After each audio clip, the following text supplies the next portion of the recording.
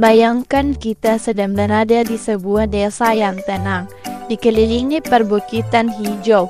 Hujan turun terus-menerus selama berhari-hari. Tiba-tiba terdengar suara gemuruh dari arah bukit.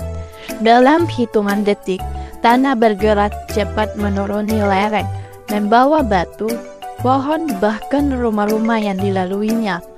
Itulah salah satu gambaran dari bencana yang sering terjadi di Indonesia. Lalu, sebenarnya apa sih itu longsor? Longsor adalah peristiwa geologi berupa pergerakan massa bantuan, tanah atau material lainnya menuruni lereng. Peristiwa ini terjadi karena ketidakstabilan tanah yang bisa disebabkan oleh faktor alam seperti hujan deras maupun ulah manusia, seperti pengundulan hutan atau pembangunan tanpa perencanaan yang matang. Adapun penyebab longsor.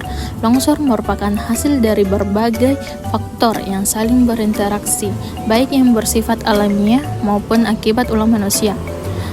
Adapun beberapa penyebab utama terjadinya longsor. Yang pertama yaitu kemiringan lereng yang curam. Semakin curam suatu lereng, semakin besar pula gaya gravitasi yang menarik massa tanah ke bawah. Lereng dengan sudut kemiringan tinggi cenderung tidak stabil, terutama jika tidak diperkuat oleh vegetasi atau struktur penahan. Jika tidak ada penguat alami atau buatan, tanah pada lereng curam sangat mudah mengalami pergesekan, apalagi setelah diguyur hujan. Yang kedua yaitu curah hujan tinggi.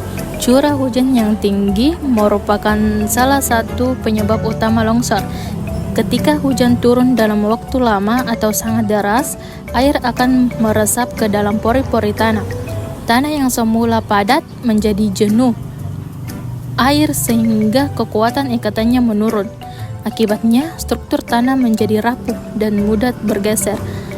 Apabila jika berada di lereng yang curam, tekanan air dalam tanah yang meningkat juga bisa mendorong massa tanah untuk bergerak menuruni lereng. Yang ketiga yaitu jenis tanah yang tidak stabil. Beberapa jenis tanah memiliki sifat yang kurang stabil dan mudah berubah ketika terkena air.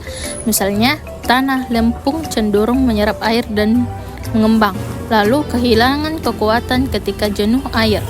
Begitu pula dengan tanah berbutir halus yang mudah tergerus air. Selain itu, tanah hasil timbunan atau galian juga biasanya kurang padat dan tidak memiliki daya ikat yang kuat, sehingga lebih mudah longsor. Yang keempat yaitu pengundulan hutan atau vegetasi hilang. Akar pohon berperan penting dalam menjaga kestabilan tanah karena mereka menahan butiran tanah agar tidak mudah bergeser. Ketika hutan ditebang atau vegetasi dibersihkan, tanah kehilangan penahan alaminya. Tanpa akar-akar pohon yang mencekam tanah, air hujan akan lebih mudah menyerap dan melarut partikel tanah, membuat mudah bergerak dan menyebabkan longsor. Yang kelima yaitu aktivitas manusia yang merusak keseimbangan alam.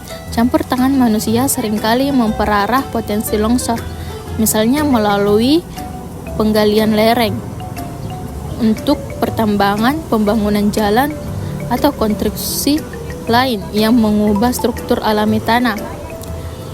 Adapun pembangunan tanpa perencanaan geoteknik yang tidak mempertimbangkan stabilitas lereng dan jenis tanah di lokasi tersebut, sistem drainase yang buruk sehingga air hujan tidak mengalir dengan baik dan justru menggenang atau meresap ke lereng, mempercepat terjadinya longsor. Konversi lahan hutan menjadi area permukiman atau pertanian tanpa memperhatikan konservasi tanah dan air juga bisa meningkatkan risiko bencana ini. Adapun ciri-ciri daerah rawan longsor yaitu 1. Retakan panjang di tanah atau dinding. Retakan di tanah, jalan atau bangunan menandakan pergerakan tanah yang bisa memicu longsor. 2. Pohon dan tiang miring. Miringnya pohon atau tiang menunjukkan tanah mulai bergeser secara perlahan. 3. muncul mata air baru atau perubahan aliran air. Air yang tiba-tiba muncul atau berubah arah bisa membuat tanah jenuh dan labil. 4. Dinding atau tembok retak dan bergeser. Kerusakan pada bangunan di lereng bisa jadi tanda adanya tekanan dari tanah yang bergerak. Selanjutnya, saya akan membahas dampak dari bencana longsor yang sering terjadi di daerah-daerah dengan kemiringan lereng tinggi dan curah hujan yang ekstrem. Pertama, longsor dapat menimbulkan korban jiwa dan luka-luka. Ini adalah dampak paling serius. Warga yang berada di sekitar area rawan longsor sangat berisiko, apalagi jika bencana terjadi secara tiba-tiba. Kedua, kerusakan pada rumah, jalan, dan fasilitas umum. Banyak bangunan yang bisa rusak berat atau hancur. Jalan terputus, bahkan fasilitas penting seperti sekolah dan puskesmas bisa ikut terdampak. Ketiga, tertutupnya akses transportasi dan komunikasi. Material longsor seringkali menutupi jalan utama dan merusak jaringan komunikasi yang membuat evakuasi dan distribusi bantuan menjadi sulit. Keempat, kerugian ekonomi dan sosial. Banyak masyarakat kehilangan mata pencaharian, lahan produktif rusak, dan proses pemulihan membutuhkan waktu yang lama. Kondisi ini memicu tekanan sosial terutama bagi kelompok rentan. Dengan memahami dampak-dampak ini, kita bisa lebih waspada dan mendukung upaya mitigasi bencana di lingkungan masing-masing. Setelah memahami berbagai penjelasan tentang longsor, timbul satu pertanyaan penting. Apa yang bisa kita lakukan untuk mengurangi risikonya? Disinilah peran mitigasi bencana menjadi sangat penting. Mitigasi bukan sekadar reaksi setelah bencana terjadi, tapi merupakan langkah-langkah proaktif yang dilakukan sebelum bencana datang, dengan tujuan utama untuk mengurangi dampak yang mungkin ditimbulkan. Mitigasi mencakup berbagai tindakan seperti edukasi kepada masyarakat, pelatihan evakuasi, perencanaan tata ruang yang aman, serta pembangunan infrastruktur penahan longsor.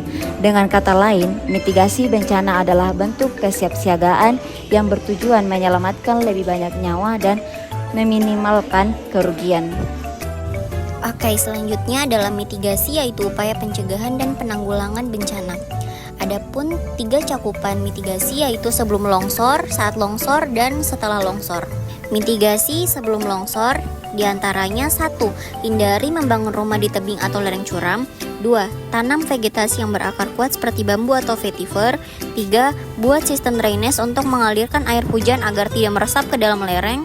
Keempat, ikuti informasi dari BMKG dan BPBD tentang cuaca dan potensi longsor.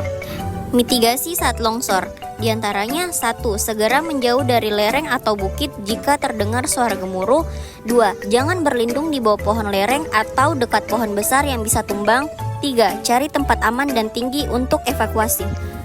Mitigasi setelah longsor diantaranya 1. Laporkan ke pihak berwenang jika ada korban atau kerusakan. 2. Jangan kembali ke rumah sebelum dinyatakan aman oleh petugas. 3. Bantu proses evakuasi jika memungkinkan. Nah, itulah tadi penjelasan mengenai dampak longsor. Dalam penanganan bencana seperti longsor, satu hal penting yang tidak boleh diabaikan adalah keberadaan kelompok rentan. Kelompok ini memiliki keterbatasan tertentu yang membuat mereka lebih sulit menyelamatkan diri atau bertahan saat kondisi darurat. Untuk itu, perlu dikenali siapa saja yang termasuk dalam kelompok ini. Yang termasuk dalam kelompok rentan ini yaitu yang pertama, lansia. Lansia atau orang lanjut usia seringkali memiliki keterbatasan fisik dan daya tahan tubuh yang menurun. Akibatnya, mereka lebih rentan terhadap bahaya dan membutuhkan bantuan orang lain untuk melakukan evakuasi. Yang kedua, anak-anak. Anak-anak juga merupakan kelompok yang sangat rentan karena masih dalam tahap perkembangan. Mereka belum memiliki pemahaman yang cukup tentang bahaya serta belum mampu mengambil keputusan cepat dalam situasi darurat.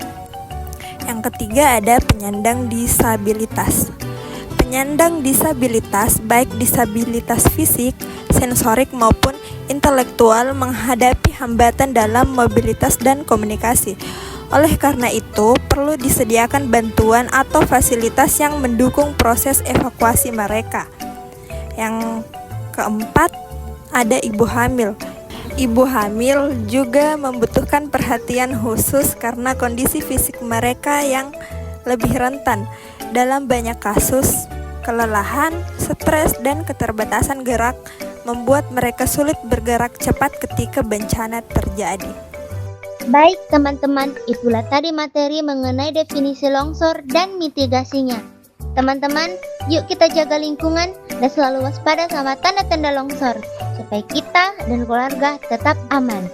Jangan lupa share video ini biar teman-teman yang lain juga paham pentingnya mitigasi bencana.